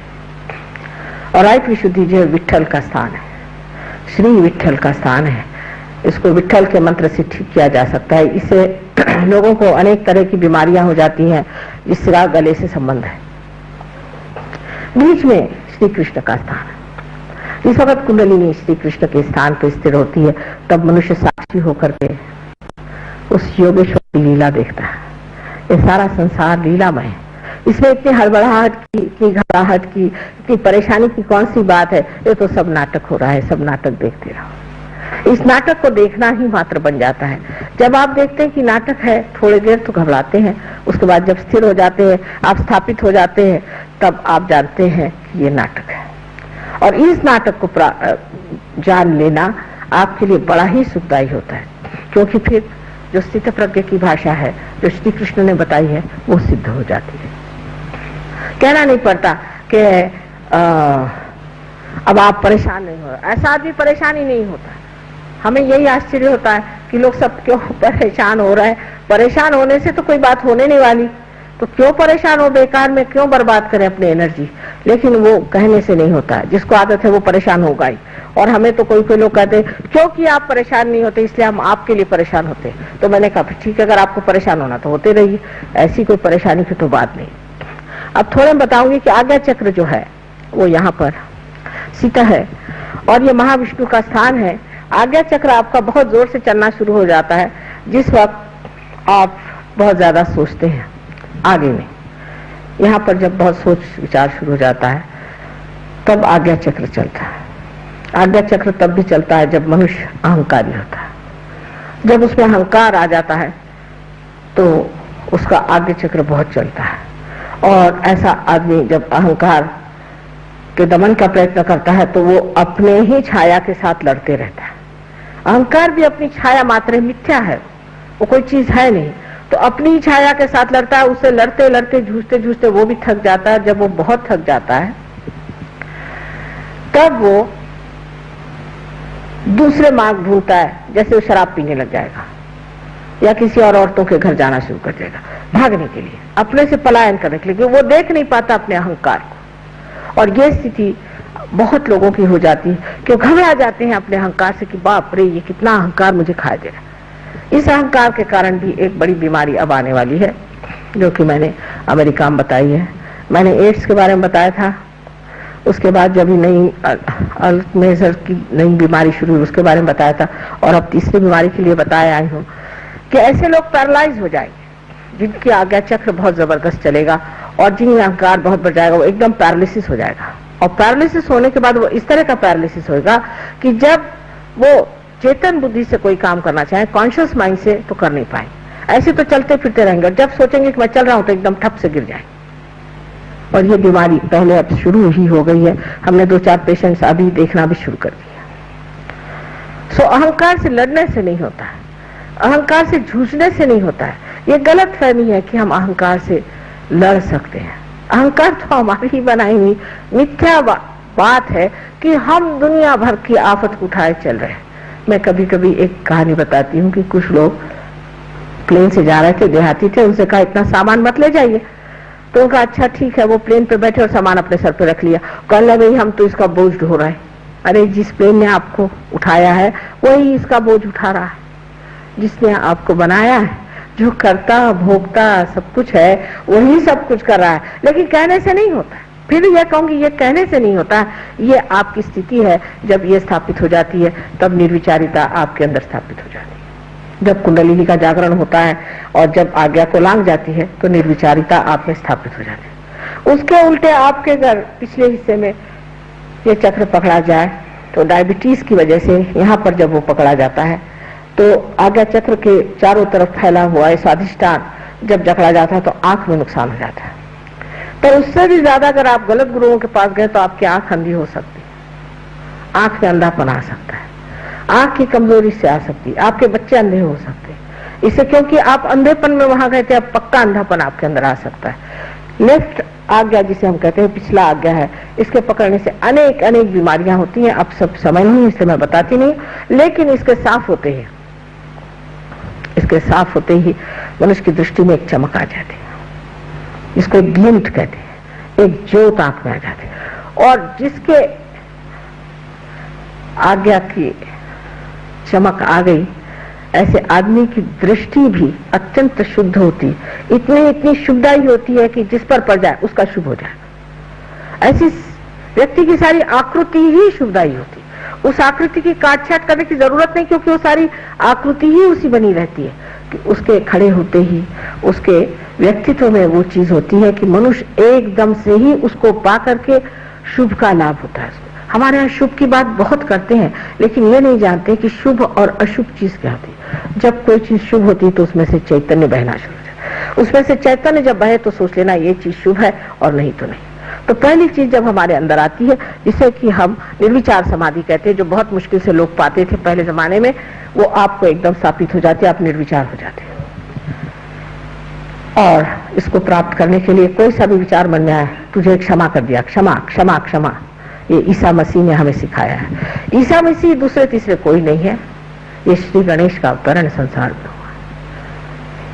सारे उनका वर्णन आप अगर महाविष्णु का वर्णन पढ़ें देवी महात्म्य में तो आप जान जाइएगा कि साक्षात वही है, न तो वो ईसाई के हैं, न हिंदुओं के, न मुसलमानों के हैं, लेकिन वो सहयोगियों के, उनके सबसे बड़े भाई हैं। और वही जिस तरह श्री गणेश सबके पहले सबसे पहले सहयोगी हैं, उसी प्रकार ईसा मसीह भी। ईसा मसीह का नाम भी बड़ा सुंदर लिखा गया, क्योंकि उनका नाम ख्रिस्त है। ख्रिस्त हिब्रू में उनको ख्रिस्त कहते हैं, ख्रिस्त कृष्ण से आया। राधा जी का ही स्वयं महालक्ष्मी का स्वरूप था, और राधा जी ने ही मेरी के नाम पर नाम से ही जन्म संसार में लिया, और उन्होंने ही ये बच्चा पैदा किया है। ये आप अगर देवी महात्म्य पढ़े तो आप जान लीजिएगा। और उस राधा का ही ये पुत्र है जो श्री कृष्ण से पैदा हुआ। और जब वो बाप की बात करते हैं तो सिर्फ श्री कृष्ण की बात करते हैं। ईसा मसीह की सिर्फ 2 उंगलियां ऐसी रहती हैं, ये उंगली विशुद्धि चक्र की है जो कृष्ण की है, और ये नारायण की। दूसरा नाम उनका जो जीसस है, उसको हिब्रू में यीशु कहते हैं। आप जानते हैं यशोराज जी का नाम यीशु ही होगा, उनको यीशु पुकारते थे, इसीलिए राधा जी ने सोचा कि इनका नाम यीशु लेते हैं।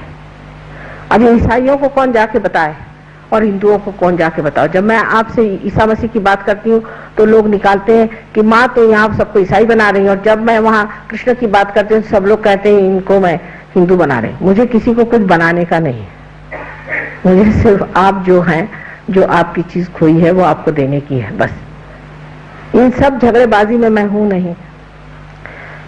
आपकी जो अंदर सुंदर स्थिति है उसको आपके लिए जो उसकी कुंजी जो है मुझे आपके सुपुर्द करनी है। अब सबसे आखिर सहस्त्रार आया। सहस्त्रार माने ये कि 1000 पंखुड़ियां से बना हुआ ये सहस्त्रार है, जिसे कि हम ब्रेन को अगर ट्रांसफर सेक्शन में काटें तो आप देख सकते हैं कि जैसे पंखुड़ियां जैसे उसके 1000 इस तरह से अलग अलग खंड दिखाई देते हैं साफ तौर पर।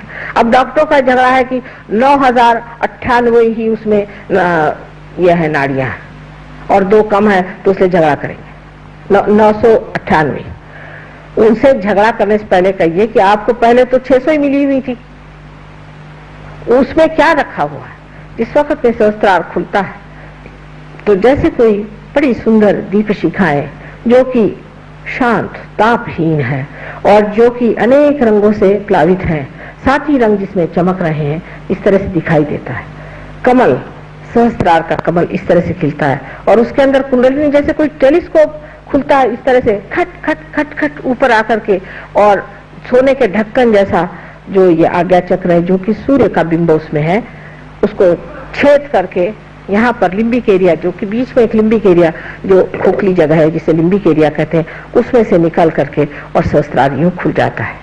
उसकी वजह यह है कि जैसे ही आज्ञा चक्र को भेजती है कुंडलिनी, वैसे ही हमारा अंदर जो ईगो और सुपर ईगो इस तरह की जो संस्थाएं बनी हुई है वो खिंच जाती है। इसीलिए कर्म आपके सब खाली है कुंडलिनी में, और आपके अंदर की जितने भी कुसंस्कार थे सब खाली, और दोनों की दोनों इस तरह से पीछे हट जाते हैं और इस तरह से सहस्त्रार खुल के आपके ब्रह्मरंध्र से आपको कुंडलिनी की ठंडी ठंडी हवा मिलने लग जाती है। कभी कभी विशुद्धि चक्र खराब होने से हाथ में नहीं महसूस होता, पर विशुद्धि ठीक होते ही आपको वो भी महसूस होता है। उसको कैसे ठीक करना चाहिए वगैरह सब आपको ये लोग यहाँ बताएंगे।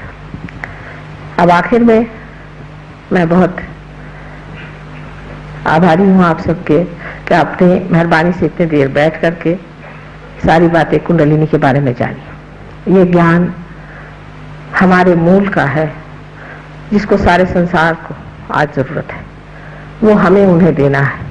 उनको गणेश सिखाते सिखाते तो 7 साल बीत गए, और उसके बाद उनको विष्णु जी सिखाते सिखाते और 7 साल बीत गए। 12 वर्ष का तो वनवास मैंने कर लिया, और पता नहीं और कितना वनवास करना पड़ेगा। लेकिन अगर आप लोग सुसज्ज हो जाए तो आप इनको ये सारी बातें बहुत सुंदरता से समझा सकते हैं। दूसरी बात यह है कि आपने जो शिकायत की वो ठीक है कि मैं सिर्फ 3 ही दिन के लिए आई यहाँ पर, और मुझे और दिनों के लिए आना चाहिए। अब जब भी आऊंगी तो कम से कम 15 दिन यहाँ रहूंगी।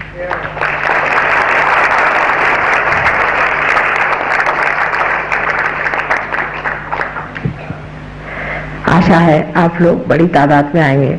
किसी खुली जगह जमीन पर ये काम बहुत अच्छा होता है। अब मुझे तो नहीं मालूम था कि इतना सुंदर सभागृह बना है। ठीक है, यहाँ भी हुआ, पर जैसा कि अग्रवाल जी ने कहा कि चाहिए कि माँ का द्वार सबके लिए मुक्त होना चाहिए, और वहाँ जितने तादाद में लोग आए उतना ठीक है। मुंबई में तो हम लोग एक बड़े भारे हॉकी ग्राउंड में ही प्रोग्राम करते हैं, 7 से 8 हजार लोग आते हैं, तो वहाँ कौन से हॉल में बिठाएंगे उन्हें। हर जगह इसी तरह से करने से हमने देखा है कुंडलिनी का जागरण भी आसानी से हो जाता है। और आप लोग भी इसको मान्य कर लें कि कोई सर्वसाधारण जगह में बैठ करके ही ये कार्य किया जाए। इतनी आलीशान चीज कि कोई हमें खास जरूरत नहीं है, मिल गई तो नसीब, और नहीं मिली तो भी कोई हर्ज नहीं। एक सर्वसाधारण जहाँ पर कि हम लोग सब जमीन पर बैठ करके और इस कार्य को करें, वही मेरे लिए ठीक है। आशा है हम जल्दी ही मिलेंगे आप लोगों से।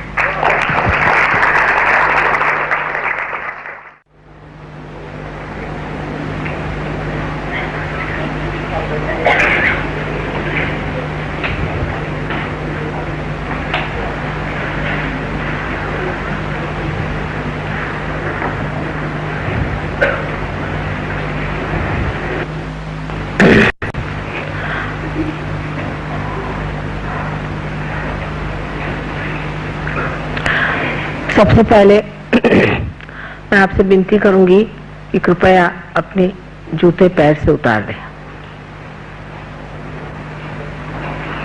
और मोजे भी उतार दें अगर मोजे पहने तो।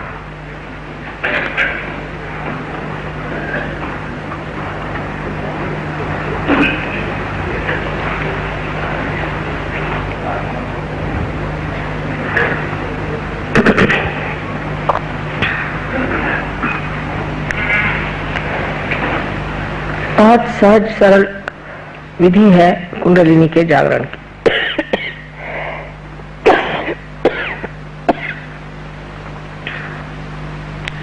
उसको कोई विशेष द्राविड़ी प्राणायाम करने की जरूरत नहीं। बहुत आसानी से ये कार्य घटित होता है। सिर्फ मैं आपको ये बताऊंगी कि किस तरह से आप भी इसका जागरण कर सकते हैं। अब जैसे मैंने बताया था कल कि ये हमारी इच्छा शक्ति है और ये हमारी क्रिया शक्ति है। तो हमारा जो लेफ्ट हैंड है उसे आप मेरी ओर ऐसे करें, जिसका मतलब ये होगा प्रतीक रूप से कि आपकी इच्छा है कि आप आत्म साक्षात्कार प्राप्त करना चाहते हैं। और ये वाला हाथ जो है इसे आप हृदय पे रखें।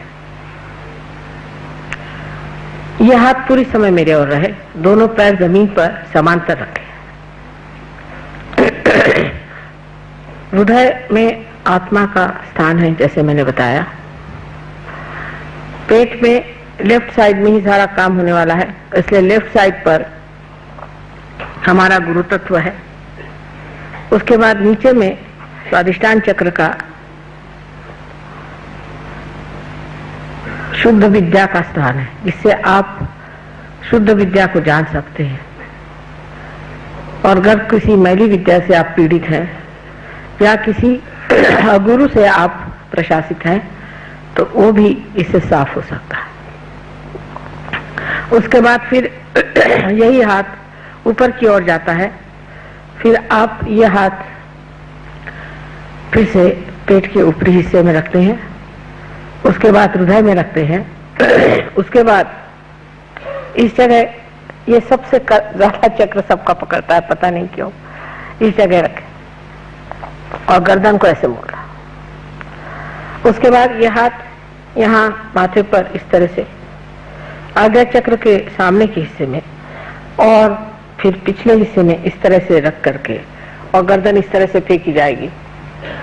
उसके बाद हाथ को तान करके उसका तलवा सर के यहाँ तालू पर इस तरह से जमा करके और धीरे धीरे, जल्दी जल्दी नहीं, धीरे धीरे गोल गोल घुमाया जाएगा और 7 मरतबा इसे घुमाना होगा। इससे आपका ब्रह्मरंध्र का छेदन हो जाएगा। अब कृपया आंख बंद कर लें और आंख न खोलें, चश्मे वगैरह उतार लें, क्योंकि इससे दृष्टि भी ठीक होती है। सीधे तरीके से बैठे, न कुछ झुक के बैठे और न ही कुछ तन के बैठे, आराम से सहजासन में जैसे कहते हैं, सीधे तरीके से जैसे आप रोज बैठते हैं उस तरह से बैठे। अब ये हाथ मेरी ओर कर लें, आंख बंद कर लें, लेफ्ट हैंड मेरी ओर करें और पूरी समय मेरी ओर रहे, चाहे अपनी गोद में रख लें लेकिन मेरी ओर है। अब राइट हैंड अपने हाथ पे रखें, आंख बंद कर लें।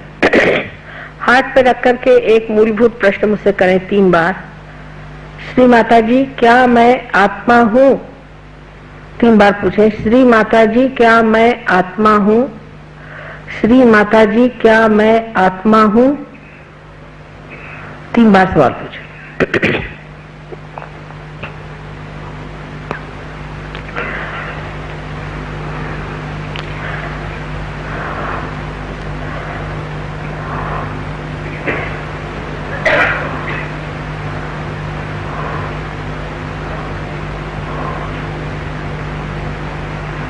अब दूसरा सवाल गुरु तत्व पे रख करके इसी के बाद आना चाहिए, जो कि आपके लेफ्ट हैंड, लेफ्ट साइड पर आपके पेट के ऊपरी हिस्से में इस हाथ को रखकर उसकी उंगलियां दबाएं अंदर की ओर। यह गुरु तत्व है। यहाँ पर प्रश्न करें दूसरा, जो बड़ा मूलभूत है, श्री माता जी क्या मैं स्वयं का गुरु हूँ? 3 बार ये सवाल करें, श्री माता जी क्या मैं स्वयं का गुरु हूँ? श्री माता जी क्या मैं स्वयं का गुरु हूँ? 3 बार सवाल पूछे।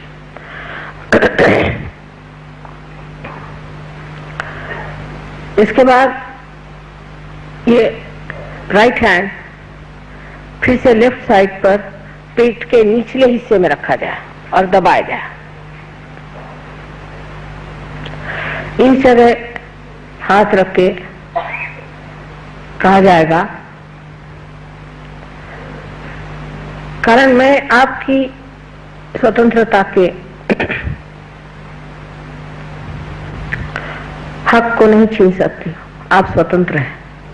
आप चाहें तो कह सकते हैं और न चाहें तो न कहें। अगर आप चाहते हैं तो आपको ये कहना होगा कि श्री माता जी मुझे आप शुद्ध विद्या दीजिए।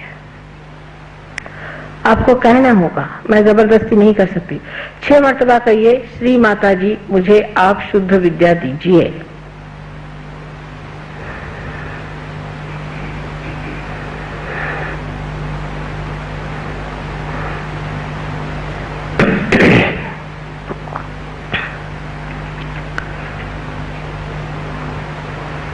विनम्र भाव से कहना होगा, प्रेम से, श्री माता जी मुझे आप शुद्ध विद्या दीजिए।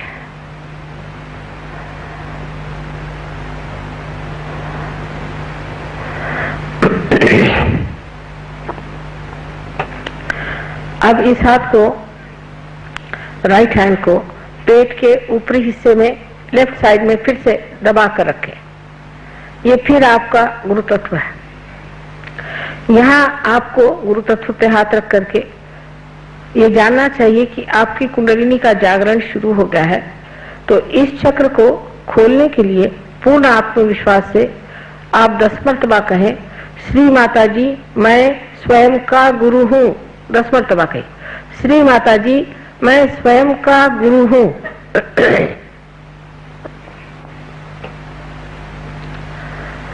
पूर्ण विश्वास के साथ कहें।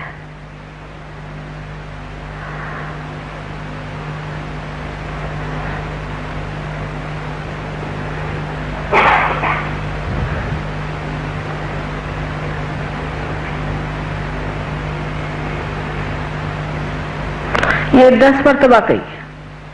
10 मर्तबा कहना होगा, श्री माता जी मैं स्वयं का गुरु हूं। मैंने आपसे बताया है कि गुरु के 10 तत्व है हमारे अंदर।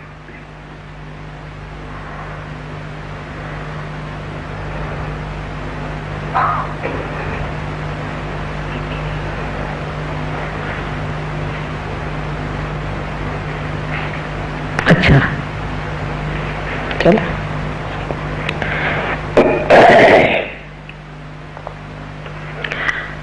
अब अपना राइट हैंड हृदय पे फिर से रखा जाए और फिर पूर्ण आत्मविश्वास के साथ 12 मर्तबा कहना होगा, श्री माता जी मैं स्वयं ही आत्मा हूँ।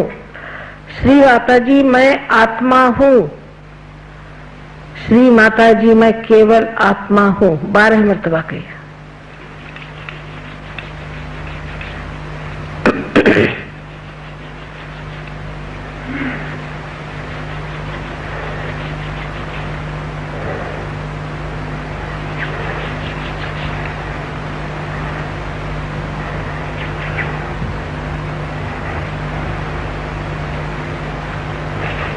पूर्ण विश्वास से कहें।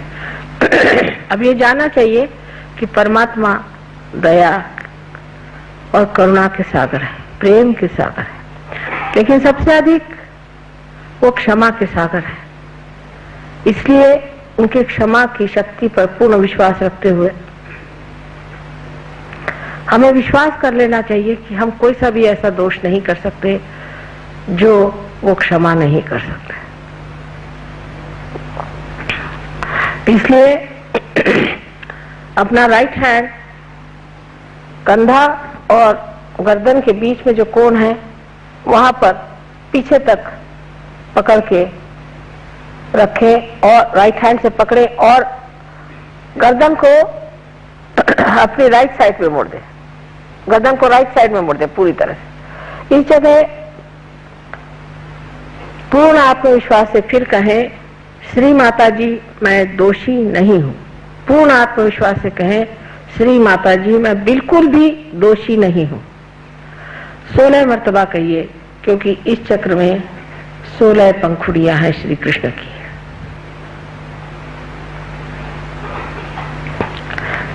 मैं बिल्कुल ही दोषी नहीं हूं।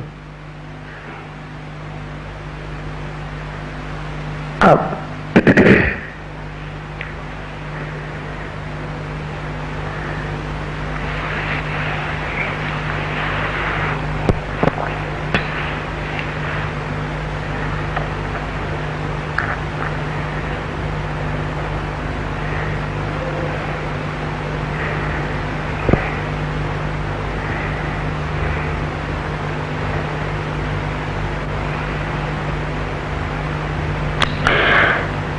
अब इस हाथ को, राइट हैंड को उठा करके अपने माथे पर आड़ा रखें, कपाल पर आड़ा रख के दोनों तरफ से दबाएं और लेफ्ट हैंड हमारी ओर रखें। यहाँ पर पूर्ण हृदय से कितनी बार से मतलब नहीं, ये कहिए कि श्री माता जी मैंने सबको क्षमा कर दिया। पूर्ण हृदय से कहें, मैंने सबको क्षमा कर दिया। अब यह ना सोचिए कि हम क्षमा नहीं कर पाते हैं। आखिर आप करें चाहे न करें, आप कुछ भी नहीं करते हैं, लेकिन जब आप क्षमा नहीं करते हैं तो आप दूसरों के हाथ खेलते हैं। इसलिए कहिए कि श्री माता जी मैंने सबको पूर्णतया क्षमा कर दिया। पूर्ण हृदय से कहें। अब ये हाथ आप सर के पिछले हिस्से में ले जाएं और पूरी तरह से सर को फेंक करके और विनम्र भाव से कहें कि परमात्मा, मैंने आपकी शान में कोई गलती की हो तो मुझे आप क्षमा कर दीजिए। पूर्ण हृदय से कहें, इसमें फिर से अपनी गलतियां न गिनिएगा।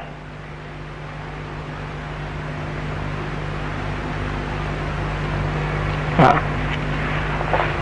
अब अपना हाथ जोर से तान करके और उसका तलवा बराबर बीचों बीच तालू पर रख के धीरे धीरे अपने तालू की जो त्वचा है, जो उसका स्किन है, उसे धीरे धीरे घुमाए, जिसे स्कैल्प कहते हैं, उसे धीरे धीरे घुमाया जाए 7 मर्तबा।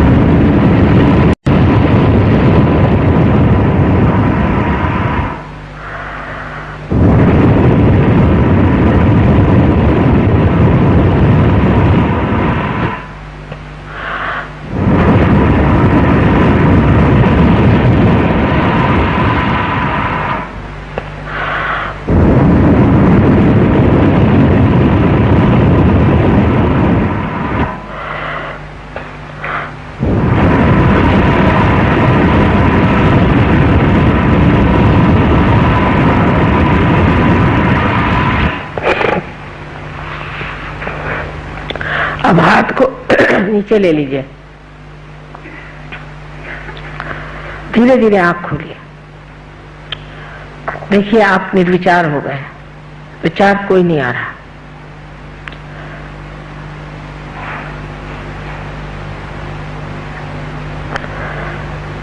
अब अपना राइट हैंड हमारी ओर इस तरह से रखें सामने की तरफ, और लेफ्ट हैंड सर के ऊपर कोई 4 इंच 5 इंच ऊपर देखिए कि कोई ठंडी हवा आ रही है या नहीं। किसी किसी को गर्म आएगी जो आज पहली मर्तबा है, विशेष करके, कोई हर्ज नहीं।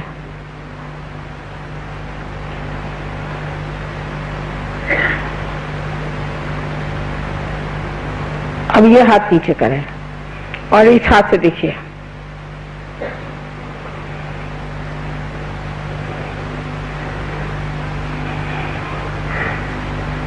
अब इस हाथ को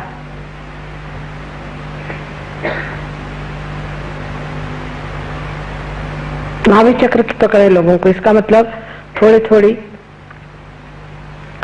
शिकायत है आपको लिवर की।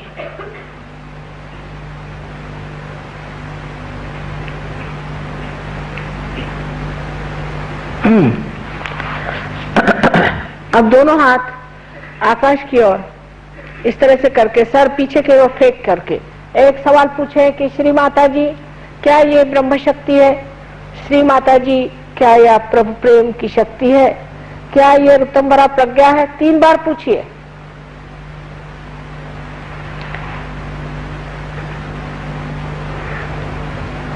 अब आप हाथ नीचे लीजिए, इस तरह से हाथ करिए और विचार नहीं करिए। आप मेरी ओर देखकर विचार न करें, आप कर सकते हैं, बिल्कुल विचार न करें।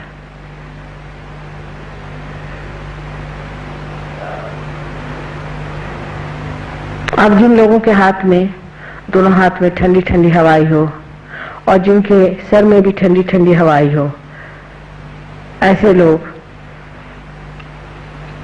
चाहे हाथ में आई हो चाहे सर में आई हो, दोनों हाथ ऊपर करें। अधिकतर लोग तो हो गए पार, देखिए सबके सब लोग पार हो गए। Why don't you turn the light? फिर से हाथ ऊपर करिएगा, देखें कितने लोग हैं, मुझे लाइट पे दिखाई देगा। Just turn the light।